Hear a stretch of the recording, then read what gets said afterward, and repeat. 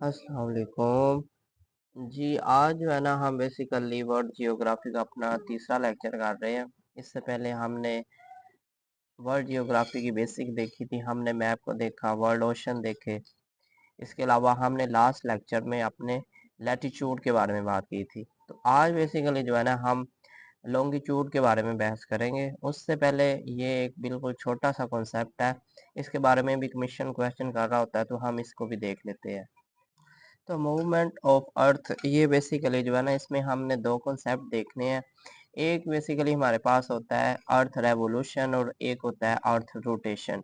ये दोनों कॉन्सेप्ट बिल्कुल ही सिंपल है। अर्थ रोटेशन जो है इससे मुराद ये है कि जब अर्थ जो है अपने एक्सिस में घूम रही होती है, और रेवोल्यूशन से मुराद ये है कि जब अर्थ जो है किसी दूसरी बॉडी के अराउंड घूमेगी तो उसको हम रेवोल्यूशन कहते हैं। ये हम देख भी लेते हैं। When Earth not leave its center or axis is called rotation। मिसाल के तौर पर ये देखें, ये मिसाल के तौर पर ये हमारे पास अर्थ है।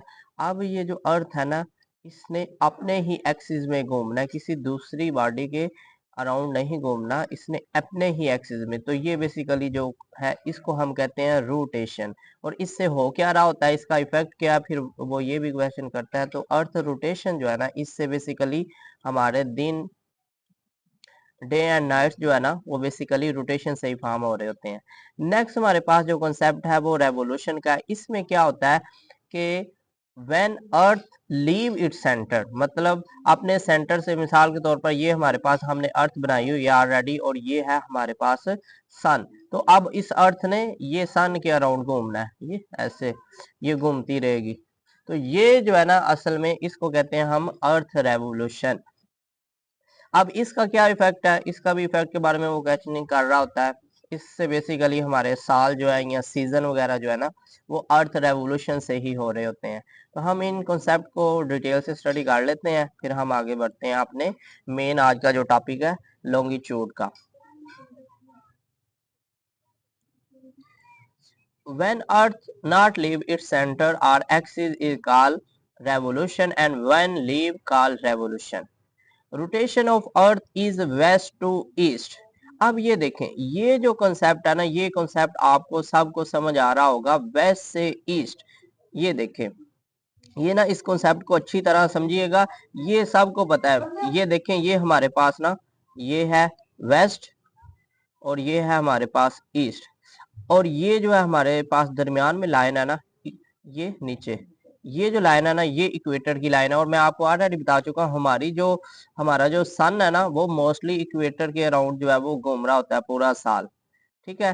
तो अब सवाल वो बेसिकली वो ये पूछता है कि अर्थ जो है वो वेस्ट से ईस्ट रोटेशन होगी, अर्थ जो अपने एक्सिस में घूमेगी, ये है हमारे पास वेस्ट, तो वो यहां से इधर। अब ना इसमें मजीद वो ये देखें, आपने ये कॉन्सेप्ट समझना है इसको अच्छी तरह, कि ये देखें अब ये वेस्ट से ईस्ट अर्थ ने रोटेट तो करना है, लेकिन ये ऐसे जाएगी या इधर से ऐसे। देखिए दोनों साइड जो है तो वेस्ट, इधर से ऐसे जाए या इधर से ऐसे घूमे, है तो दोनों ही वेस्ट की तरफ से अर्थ ने घूमना स्टार्ट किया। तो इसमें ना वो बंदे को कंफ्यूज कर देता है। इसमें वो फिर पूछ लेता है जी वेस्ट से ईस्ट जो अर्थ रोटेट करती है ये क्लॉकवाइज है या एंटी क्लॉकवाइज है। तो ये देखें जी, ये अगर नॉर्थ की तरफ जाएगी ना, नॉर्थ से वेस्ट से ऊपर नॉर्थ की तरफ फिर इधर ईस्ट आएगी, तो ये आपका क्लॉकवाइज हो जाएगा। अगर इधर साउथ से जाएगी ना ईस्ट की तरफ हमारी अर्थ रोटेट करते हुए, तो ये एंटी क्लॉकवाइज। ये बहुत ही इंपॉर्टेंट कॉन्सेप्ट है, इसको अच्छी तरह आपने समझना है, इसके बारे में वो बहुत ज्यादा क्वेश्चन करता है। नेक्स्ट हम मूव करते हैं। नेक्स्ट है हमारे पास point, rotation of earth is west to east 23 hour 56 minute and 4 second. ये जो है ना आपने एग्जैक्टली ये पीरियड याद रखना है, क्योंकि वो ये सबको पता है कि ये दिन और रात में ये पूरा पीरियड जो है ना 23 आवर बन जाएंगे, 56 मिनट और 4 सेकंड। इसको आपने अजबर रट्टा लगा लेना, ये कहीं पे वो पहले 56 मिनट दे देगा 57, या यहाँ पे ना वो बंदे को घुमा देता है। So 23 hour 53 minutes and 4 second is earth rotation and its form day and night. ये इसका इफेक्ट मैं आपको ऑलरेडी बता चुका हूँ। नेक्स्ट पॉइंट है हमारे पास 365 days and 6 our is revolution period 365, ये 65 होगा, 365 डे फार्म। ये मैं आपको बता चुका हूँ कि अर्थ जो है हमारी दूसरी बॉडी के अराउंड जो है, मिसाल के तौर पर सन के अराउंड जो हमारी जो अर्थ है रिवॉल्व कर रही होती है, उससे बेसिकली हमारे साल जो है ना वो फॉर्म हो रहे होते हैं 365। इसके अलावा हमारे सीजन भी, सीजन मौसम सरमा, मौसम गर्मा वगैरह सारे इसी से, स्प्रिंग है, ऑटम है वगैरह। Season plus year form from revolution, तो यहाँ पे वो रोटेशन का भी आपको ऑप्शन देता है, रेवोल्यूशन का भी ऑप्शन देता है, तो बंदा कंफ्यूज हो जाता है जिसने नहीं स्टडी किया होता।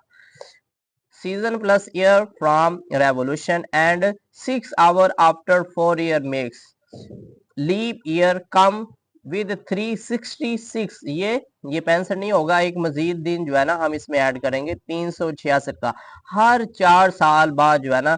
ये अभी हमने ऊपर ये देखा है, ये देखें 6 आवर, हर साल जो है ना हमारा, ये देखिए 365 दिन का तो होता है, लेकिन ये जो 6 घंटे होते हैं फिर ये कहाँ पे जाएंगे हमारे पास, ये जो 6 घंटे हैं, तो बेसिकली ये 4 साल के बाद 12 12 12 24, तो ये जो है ना बेसिकली जो हर 4 साल बाद जो है ना हमारा लीप ईयर बनेगा, और उसमें हम एक दिन को ऐड कर देंगे, तो हमारा जो लीप ईयर है ना, फिर वो उसका क्वेश्चन करता है कि उसके कितने दिन होते हैं एक साल में लीप ईयर के, तो 366 होंगे।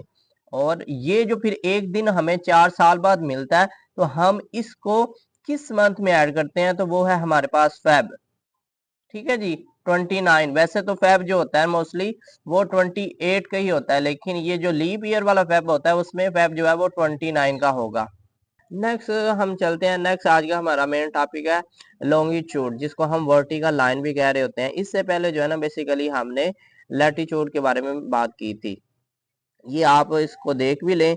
ये देखें, ये जो है ना ये हमारे पास इक्वेटर की लाइन है, ये नीचे ये सारी इक्वेटर की लाइन है हमारे पास, और इसको 0 डिग्री लाइन भी कह रहे होते हैं। तो ये जो बाकी सारी हमने प्रीवियस जो लेक्चर था ना उसमें हमने ये वाली लाइन जिनको हम लैटिट्यूड, लेटी हुई लाइन कहते हैं जो है ना, या इनको हॉरिजॉन्टल लाइन भी इनको ही कहते हैं, ये हमने या पैरेलल लाइन जो है ना हमने ये स्टडी की थी लैटिट्यूड हमारे प्रीवियस लेक्चर में। तो आज जो है ना बेसिकली हमने दूसरी लाइन जो है ना, दूसरी लाइन ये जो ऐसे लॉन्गिट्यूड में है, वर्टिकली है, ये देखें ऐसे वर्टिकली लाइन इनको कहते हैं, या प्राइम मेरिडियन। ये जो लाइन है ना, ये जो असल में ये जो लाइन है ना, ये हमारी जमीन को दो हिस्सों में, ईस्टर्न हेमिस्फेयर और वेस्टर्न हेमिस्फेयर, इनमें तकसीम कर रही होती है। इसके बारे में ये सारे क्वेश्चन हमने करना है, ये वैसे मैं आपको ना थोड़ा सा ब्रीफ कर रहा हूँ।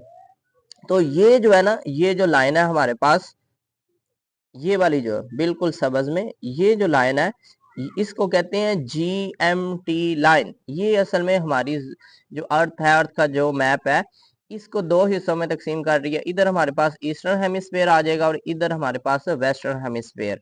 तो इसकी मदद से हम बेसिकली हमने जमीन के किसी भी हिस्से का टाइम मालूम करना है ना, तो हम इसके जरिए हम किसी भी खित्ते का टाइम मालूम कर सकते हैं।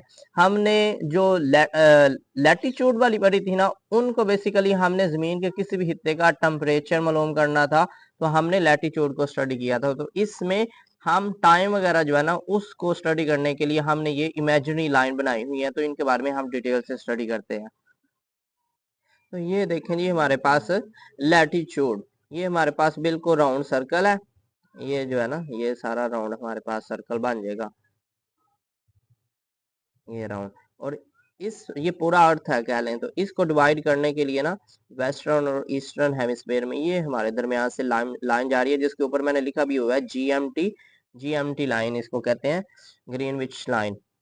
तो ये क्या करती है, वेस्टर्न ईस्टर्न हेमिस्फेयर और वेस्टर्न हेमिस्फेयर जमीन को दो हिस्सों में तकसीम कर रही होती है। अब देखते हैं, पहला तो क्वेश्चन PPSC जो है ना वो इसके बारे में वो ये कर रही होती है कि ये जो ये दरमियान में जो लाइन है, हमने इधर लैटिट्यूड वाली भी लाइन पढ़ी थी, उसको हमने इक्वेटर का नाम दिया था 0 डिग्री लाइन। तो ये जो लाइन है इसको हम क्या नाम देते हैं, इसे GMT लाइन भी कहते हैं, और इसी तरह प्राइम मेरिडियन लाइन भी इसको हम कहते हैं, ये भी आपने याद रखना है। तो ये जो लाइन है ये है हमारी GMT लाइन। तो अब हम देखते हैं इससे कौन से क्वेश्चन हम हमारे बनते हैं जो कमीशन हमसे पूछ रहा होता है। total would be 360 degree in 180 in eastern and 180 in western hemisphere of longitude। ये वही सेम वही कॉन्सेप्ट है जो हमने उधर लैटिट्यूड में पढ़ा था हमने। ये लाइनें इधर जो है ना, ये जो लाइन है ये देखें 1 डिग्री की लाइन है, इसके अलावा ये दूसरी की डिग्री की लाइन है। इसी तरह ये जो है ना ईस्टर्न हेमिस्फेयर है तो ये कितना बनेगा 180। इसी तरह ये ये इधर हम आ जाए वेस्टर्न हेमिस्फेयर में भी तो ये भी हमारे पास बन जाएगा तकरीबन 180। तो ये टोटल मिलके 360 बना देंगे। ये हमने लैटिट्यूड में भी पढ़ा था जब हमने जमीन को नॉर्दर्न हेमिस्फेयर और साउदर्न हेमिस्फेयर में तकसीम किया था, तो उधर ऊपर भी 180 और नीचे भी 180 हमने ये देखा था कॉन्सेप्ट। नेक्स्ट हम मूव करते हैं 376 किलोमीटर रेडियस ऑफ अर्थ। अब ये रेडियस ऑफ अर्थ बेसिकली क्या होता है? बेसिकली हमारा जो रेडियस होता है ना, इसमें हम क्या करते हैं, मिसाल के तौर पर ये देखें जी, मैं ना आपको ये मिसाल से समझा देता हूँ।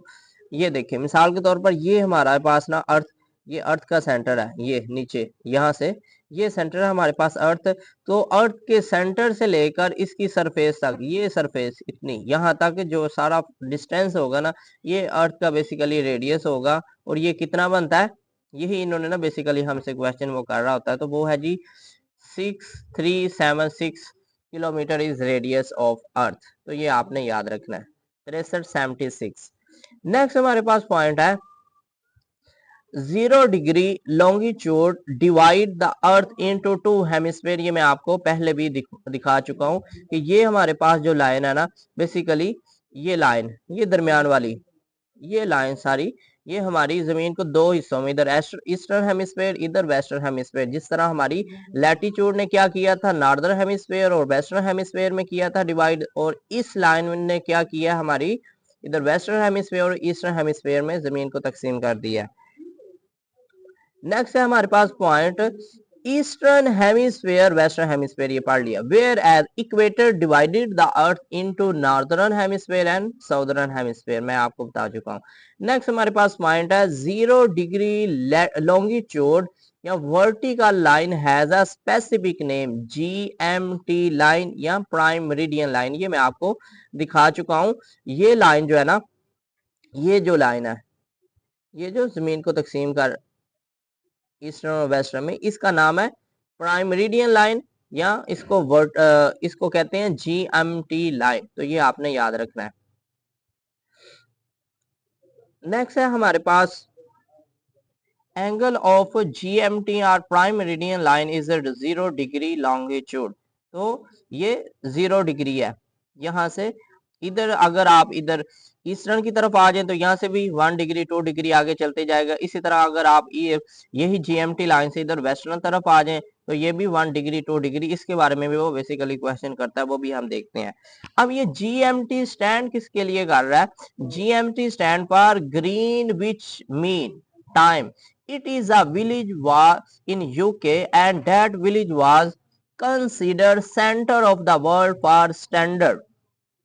In 1884, if a match is being played in UK, so what would be time in Pakistan? ये देखें असल में हमें ये GMT की जरूरत क्यों पड़ी है। असल में ना हम, अगर आपको पता है मैच के बारे में, अगर यूके में मैच हो रहा है तो इधर पाकिस्तान में क्या क्या टाइम होगा जिस टाइम यूके में, तो इसके बारे में ना, या कह लें जी अभी पाकिस्तान में 10 बज रहे हैं तो किसी दूसरे मुल्क में वो क्या टाइम होगा। तो बेसिकली इस सारे को समझने के लिए GMT जो है ना हमारी हेल्प कर रहा होता है।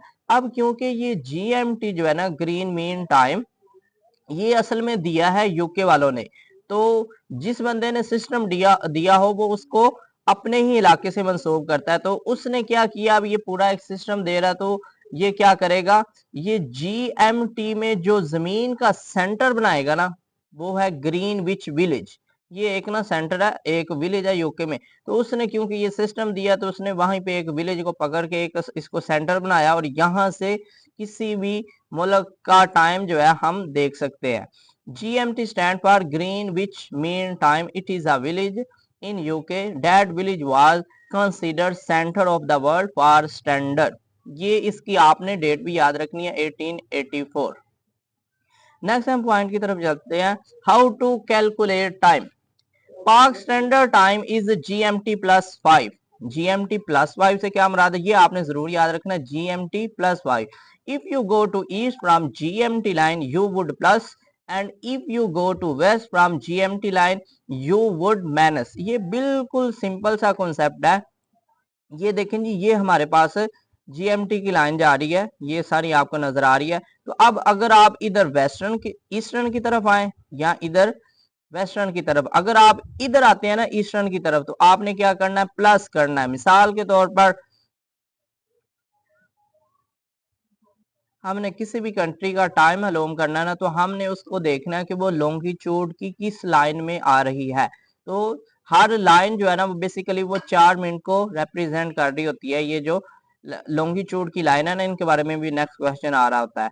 तो हमने क्या करना है जी, हमने देखना है कि वो लॉन्गिट्यूड की किस लाइन में आ रही है। तो उस हिसाब से जो है ना, हमने यहाँ इस टाइम को स्टैंडर्ड करके नेक्स्ट आगे जो है ना, उसका टाइम हमने देख लेना है। इसी तरह अगर हम इस तरफ आएंगे तो इधर माइनस में कम हो जाएगा और इधर हम प्लस करते जाएंगे। मजीद हम इस कॉन्सेप्ट को अपने नोट्स में देखते हैं।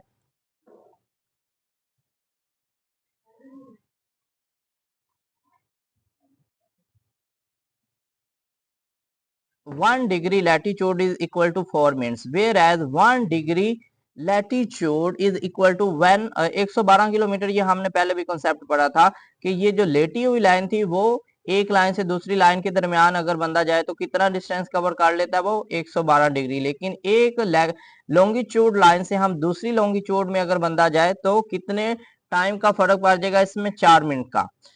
ये अब ये कुछ ना फिगर मैंने मेंशन किए हुए हैं। ये क्वेश्चन पूछ रहा होता है, there are 40 minutes in 24 hour. ये आपने बिल्कुल एग्जैक्टली ये फिगर याद रखना है। इसके अलावा एंड 86 400 सेकंड इन 24 आवर, ये आपने अच्छी तरह इनको याद रखना है, 1440।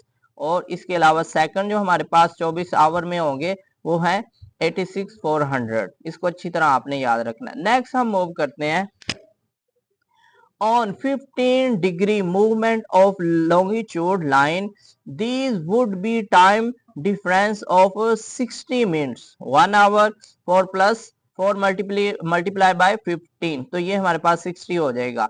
तो मतलब ये है कि हम जो है वो अगर एक लाइन से हम GMT लाइन से अगर हम 15 डिग्री लाइन तक अगर हम जाएंगे तो हमने कितने टाइम का फर्क पड़ जाएगा इसमें, पूरे 1 घंटे का। यहाँ इसको देखें, 4 मल्टीप्लाई बाय आप 15 कर रहे हैं तो हमारे पास ये एक 16 मिनट हमारे पास बन जाएंगे। एंड अगर हम 30 डिग्री पे चले जाएं तो हमारे पास डिफरेंस जो है वो 2 आवर का हो जाएगा। इसी तरह हम अगर 45 डिग्री पे, मतलब हर 15 जो है ना वो 15 डिग्री हम कवर करेंगे तो 1 घंटे का जो फर्क जो है इसमें पड़ जाएगा। इसी तरह हम 60 पे जाएं तो 4, और 75 डिग्री पे जाएं तो 5। अब यहां तक ये सारा लिखने का ना एक मकसद है, वो ये है कि पाकिस्तान जो है ना, हमारी जो लॉन्गिट्यूड है ना वो 75 डिग्री पे पाकिस्तान है।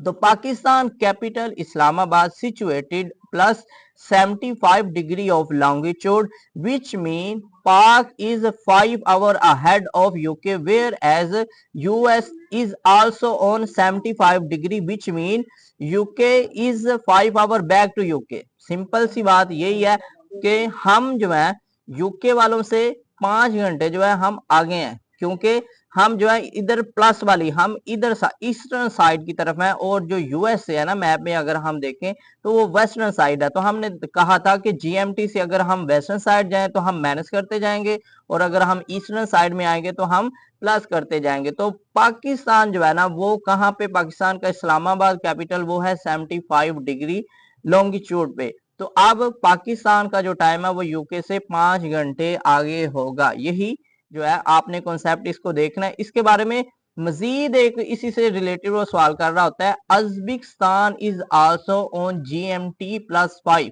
ये कैसे होगा, ये देख, तो ये देखें आपको नजर आ रहा होगा, ये हमारे पास ना अजबिकिस्तान है और ये नीचे पाकिस्तान है। तो 75 प्लस वाली जो लॉन्गिट्यूड वाली लाइन है वो इधर अजबिकिस्तान से भी गुजर रही है और पाकिस्तान से भी गुजर रही है। वो पूछ रहा होता है कि सेंट्रल एशिया की कौन सी कंट्रीज में से प्लस 75 की लाइन गुजर रही होती है, तो वो पाकिस्तान और अजबिकिस्तान है। नेक्स्ट हम अपने पॉइंट की तरफ मूव करते हैं। नेक्स्ट हमारे पास पॉइंट है, we use longitude for time calculation and location. India is half an hour ahead of us, मतलब इंडिया का जो है ना हमसे आधा घंटा जो है इंडिया हमसे आगे है, क्योंकि वो नेक्स्ट लाइन में आ जाएगा। नेक्स्ट है हमारे पास जीएमटी पासिस थ्रू 8 कंट्रीज। अब ये जो है ना पीपीएससी जिस हद तक वो क्वेश्चन करता है वो पूछ लेगा जीएमटी कितने ममालिक से गुजरती है, जीएमटी की लाइन वो है 8 कंट्रीज। सिर्फ इसमें आपने ये फिगर याद रखना है, बाकी हो सकता है आपसे इंटरव्यू में इसके बारे में वो क्वेश्चन कर सकता है, कुछ ममालिक के नाम बताएं, तो ये मैंने लिख दिए हैं, UK, France, Spain, Algeria, Mali, Burkina Faso, Togo and गाना। ये मैं आपको मैप में भी दिखा देता हूँ।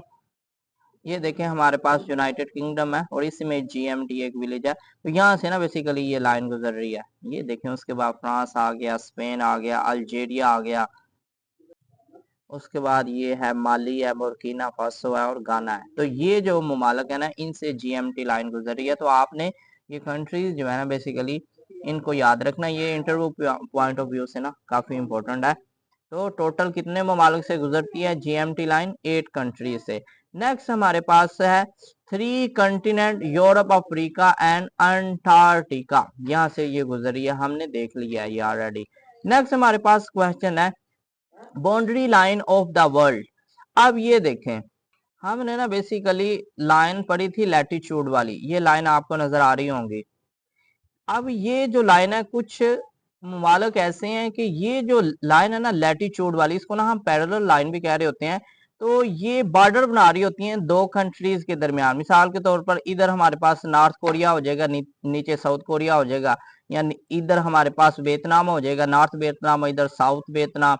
इसी तरह हमारे पास क्या ले, ऊपर हमारे पास कनाडा हो जाएगा, नीचे हमारे पास यूएस हो जाएगा।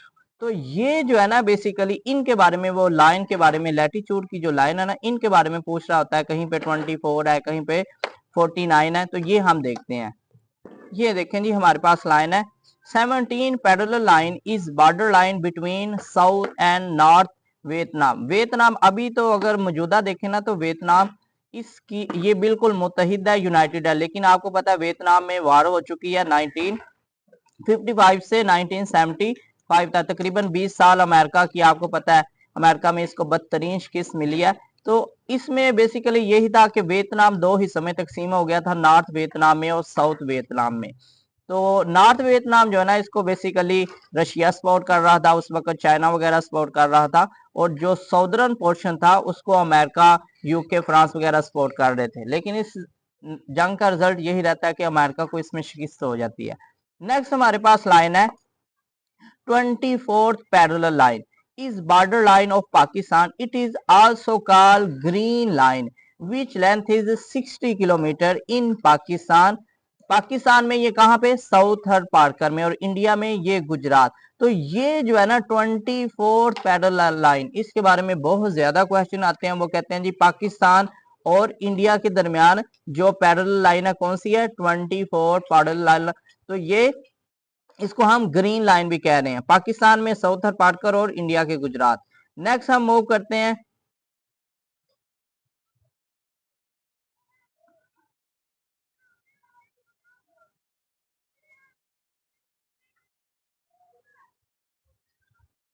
48 parallel line is the border line between north Korea and south Korea. ये आज भी आपको पता है, पहले ये एक ही मुल्क था और उसके बाद इनमें भी जंग होती है। तो इट इज 240 किलोमीटर बॉर्डर।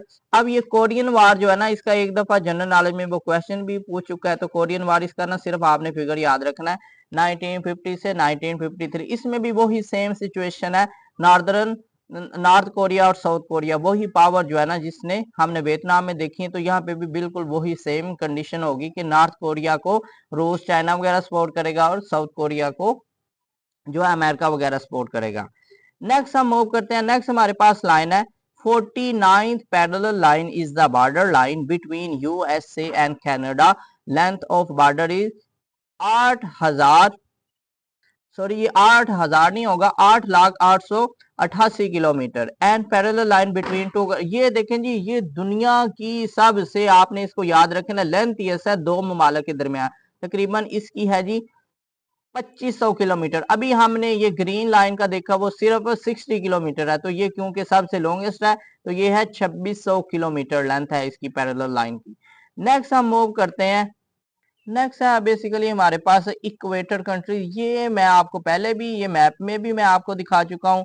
देखें जी, बेसिकली वो क्वेश्चन पूछ रहा होता है कि साउथ एशिया नहीं होगा, ये साउथ अमेरिका होगा, साउथ अमेरिका होगा ये।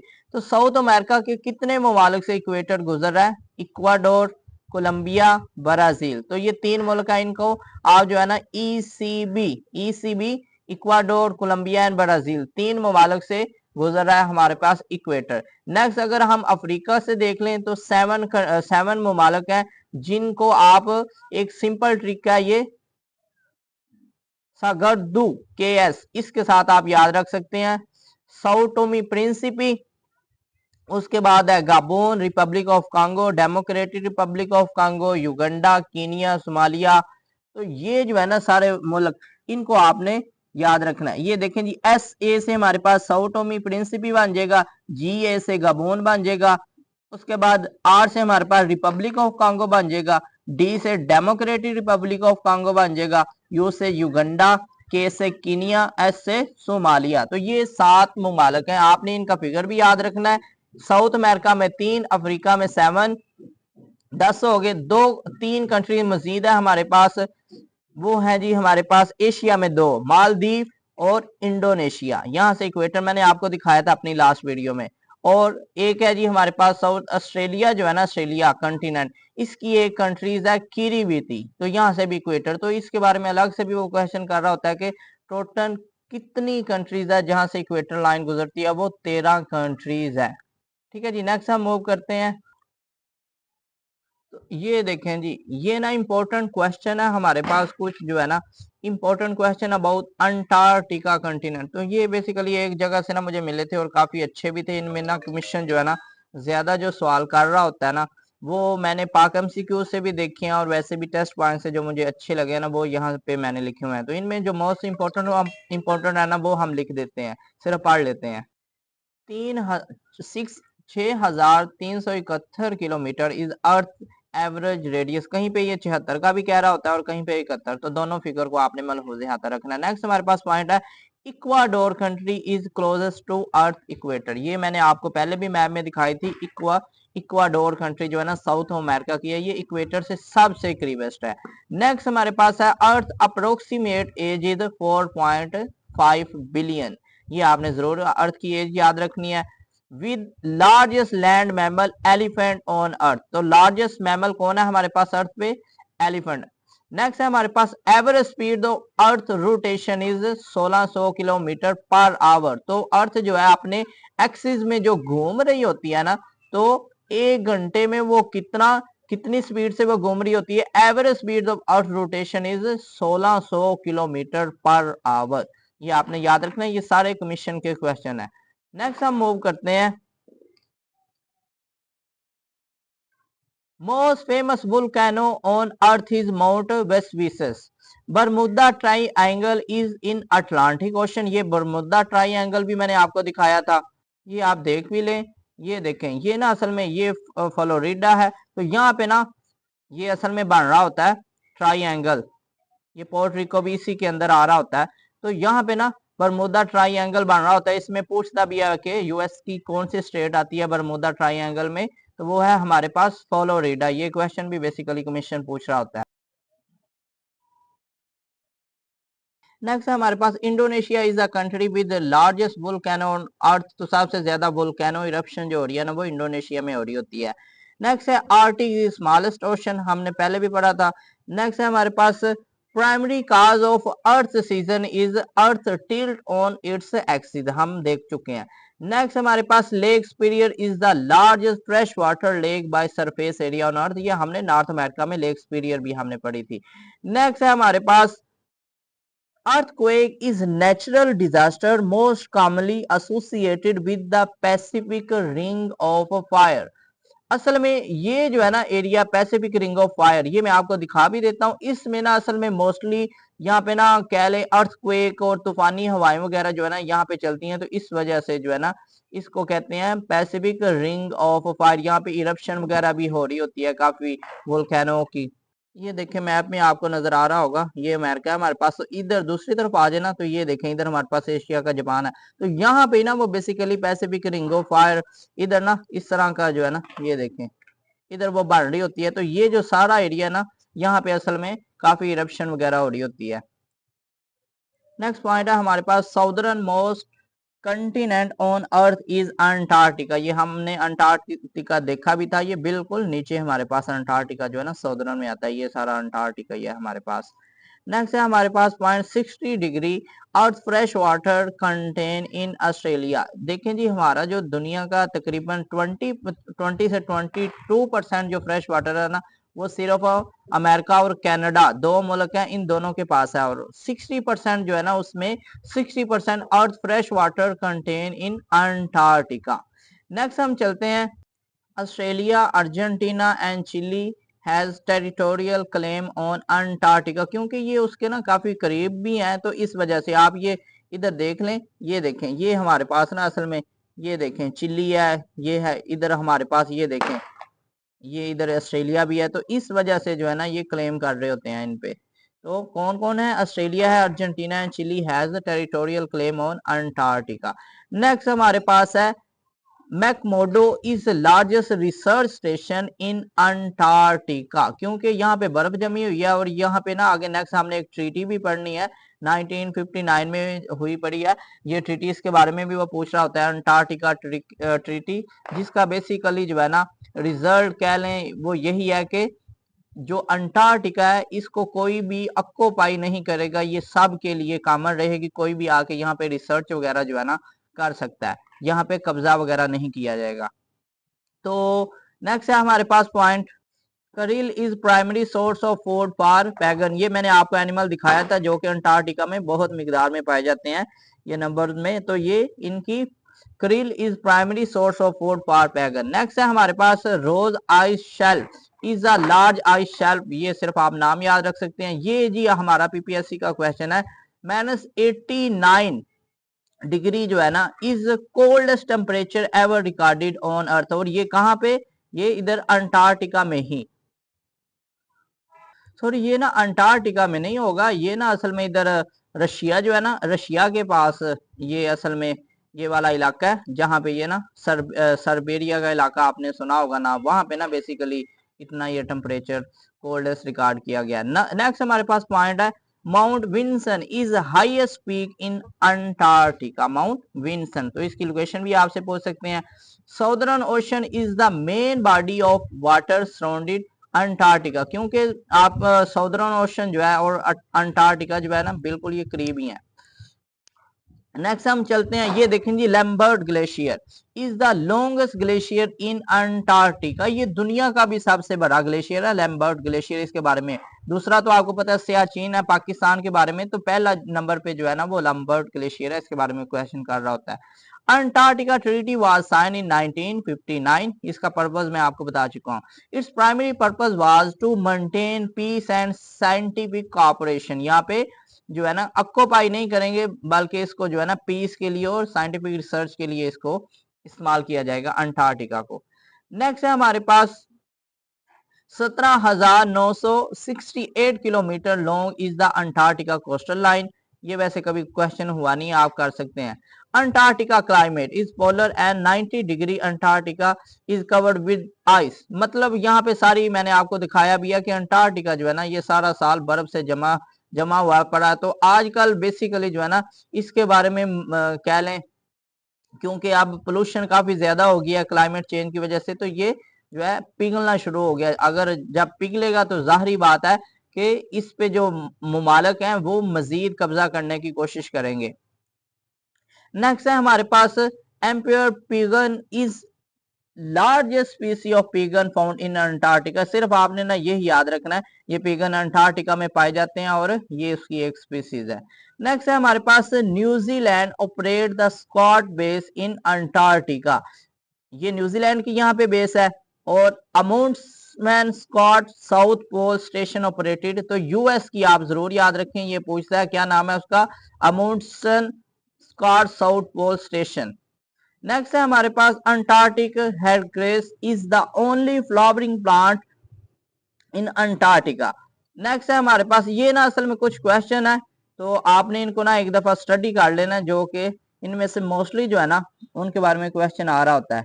Belgium country operate Prince Elizabeth polar station इन, तो यहाँ पे जो बेल्जियम की कह लें यहाँ पे जो है रिसर्च स्टेशन उसका नाम है प्रिंस एलिजाबेथ।